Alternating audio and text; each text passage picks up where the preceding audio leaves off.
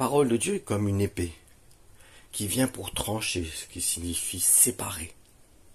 Et Matthieu 10,36 nous dit, l'homme aura pour ennemi les gens de sa maison. C'est la parole de Dieu qui nous le dit, hein. C'est pas moi. La parole, Jésus lui-même disait, l'homme aura pour ennemi les gens de sa maison.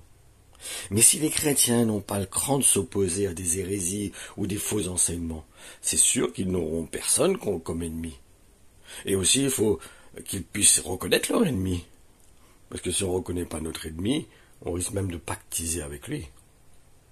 En effet, certains ne sont pas prêts à mouiller leur chemise dans le but de rétablir la sainte doctrine de Jésus-Christ crucifié et ressuscité.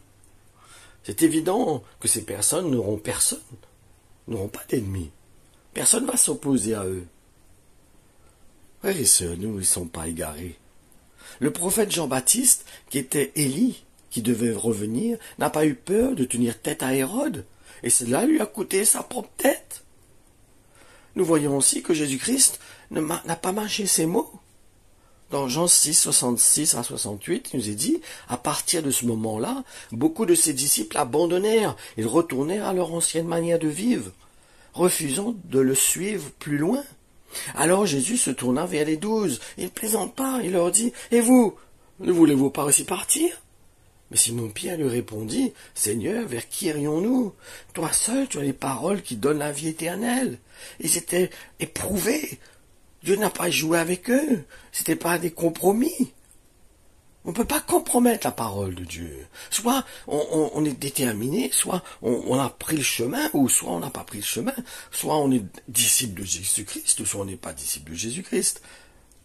Mais si on est appelé par Dieu, si on ressent dans notre cœur que Dieu nous a choisis et que Dieu nous a appelés à servir Dieu, il doit avoir dans notre cœur un désir, une recherche, une soif.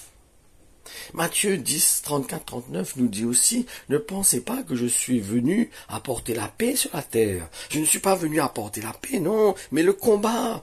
En effet, je suis venu séparer l'homme et son père, la fille et sa mère, la belle-fille et sa belle-mère. On aura pour ennemis les gens de sa famille. Et celui qui aime son père ou sa mère plus que moi n'est pas digne de moi. Celui qui aime son fils ou sa fille plus que moi n'est pas digne de moi. Celui qui ne prend pas sa croix, qui ne me suit pas, celui-là n'est pas digne de moi. » Ça, c'est l'évangile, frères et sœurs. C'est pas cette histoire, espèce d'évangile à dessous qui fait des compromis. Et voilà le vrai évangile. En effet, après il dit, celui qui veut garder sa vie la perdra. Celui qui perdra sa vie, par contre, à cause de moi, lui la retrouvera. Ma conclusion. Beaucoup d'églises se sont égarées du véritable évangile. C'est parce qu'ils ont accepté de faire des compromis concernant les enseignements qui nous ont été laissés par les apôtres. Par exemple, là, dans ce cas-là, ils vont dire, oui, mais il a dit à celui qui gardait la prison que lui et sa famille sera sauvés. Mais c'était à lui, ça, c'était une promesse que cet homme a reçue lui personnellement. Ça ne veut pas dire que tout le monde, que cette promesse est pour tout le monde. Non, c'est pas vrai. Maintenant, on aspire, on crie, on se fléchit les genoux pour que le Seigneur intervienne dans ce sens pour nous. Si c'est notre bénédiction, si Dieu nous accorde cette parole, cette promesse, ah ben gloire à Dieu, moi je m'en réjouis. Moi, premièrement. Mais c'est pas forcé. C'est pas absolument comme ça. Non, c'est pas forcément comme ça. Pour tout le monde. Et c'est pour cela que l'Église a besoin de revenir au véritable esprit de l'Évangile. Matthieu 16, 24, 25 nous est dit, « Alors Jésus dit à ses disciples, « Si quelqu'un veut venir après moi, qu'il renonce à lui-même, qu'il se charge de sa croix et qu'il me suive. Car celui qui voudra sauver sa vie la perdra, mais celui qui la perdra à cause de moi la trouvera. » Il est évident que cet évangile ne va pas rencontrer un grand nombre de personnes. Il n'y aura pas un grand dévouement pour ce genre d'évangile. Mais pourtant, c'est l'évangile. Et cela vient du fait aussi qu'ils n'ont pas compris la réelle liberté que nous avons. Parce que la réelle liberté me donne la grâce d'avoir la foi que ma famille peut être sauvée. Maintenant, selon le plan de Dieu. Mais j'ai confiance. J'ai la foi en Dieu. Mais dans tout ça, je suis plus que vainqueur par celui qui me fortifie dans ses promesses qu'il me donne à moi, personnellement. Les promesses sont pas toutes les mêmes pour tout le monde. Non, c'est pas vrai. Par exemple, il y a des frères qui sont appelés à avoir un travail où il est bien payé, d'autres auront un travail où il va être obligé de galérer. Mais chacun reçoit ce que Dieu a trouvé bon de donner à chacun. Et ça, c'est Dieu, c'est pas notre décision, c'est pas la décision de personne, c'est pas la décision même d'un pasteur. C'est la décision qui se fera de la part de Dieu. Selon son plan à lui, pas notre plan à nous. Maintenant, si je demande, il faut que je demande avec insistance, il faut que je crie, je supplie, et Dieu m'accordera certainement si dans mon cœur je persévère avec une prière, une intercession devant lui, ça veut dire de persévérance, avec foi, sachant que Dieu peut entendre ma prière et c'est son cœur de me répondre. Mais que sa volonté soit faite. N'oubliez pas, Jésus aurait pu dire, Dieu est bon. Dieu, au dernier moment, il va permettre que je monte pas sur cette croix, parce que Dieu est amour. Mon papa est amour, il me permettra pas que je monte sur cette croix. La dernière minute, il va permettre que trouver une autre situation, comme avec Abraham, il va offrir un bouc à la place de cette chair que j'emmenais à être crucifiée. Non?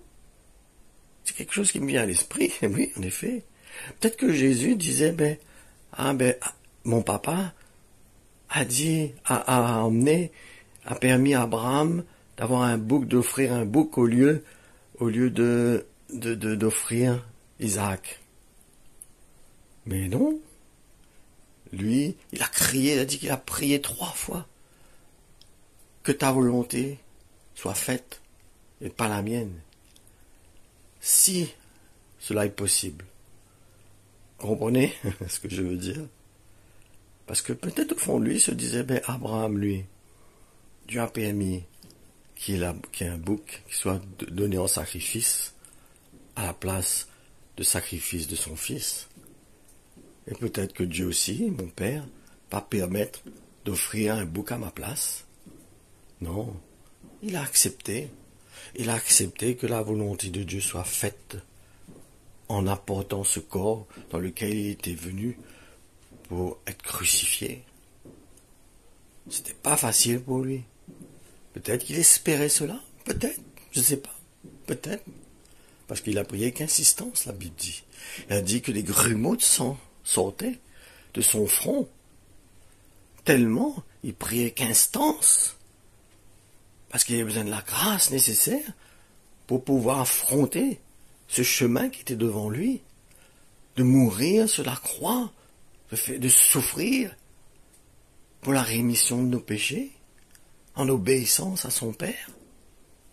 C'était dur, c'était un combat dans la chair, dans l'esprit, d'emmener cette chair à la croix. Et je vous dis, peut-être qu'il espérait que son Père offre quelque chose en sacrifice à la place de son sacrifice de sa chair, comme Abraham. Qui sait? On ne sait pas. Qu'est-ce qui s'est passé dans la tête de Jésus? Mais on sait, par contre, qu'il a crié de toute sa force, il a insisté de toute sa force devant Dieu, son Père, que si c'était possible, que Dieu éloigne de lui cette coupe, mais que ta volonté soit faite. Donc, possible, très possible. Maintenant, ce qui compte, c'est qu'il a accepté de faire la volonté de son Père. Il a remis ce corps dans lequel il était venu entre les mains des hommes pour qu'il le cloue sur la croix. Donc, ne soyons pas légers dans nos cœurs. Comprenons le sacrifice que Dieu nous demande des fois d'accomplir. Des fois, ça nous coûte. Moi, je sais, des fois, ça me coûte. Mais la grâce de Dieu est là. L'Esprit de Dieu est là pour nous donner la force nécessaire de pouvoir emmener notre vie.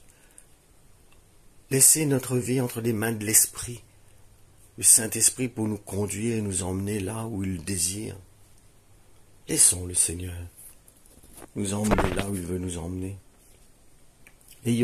Recherchons à avoir un cœur d'obéissance pour nous soumettre à la volonté de Dieu. Soyez bénis.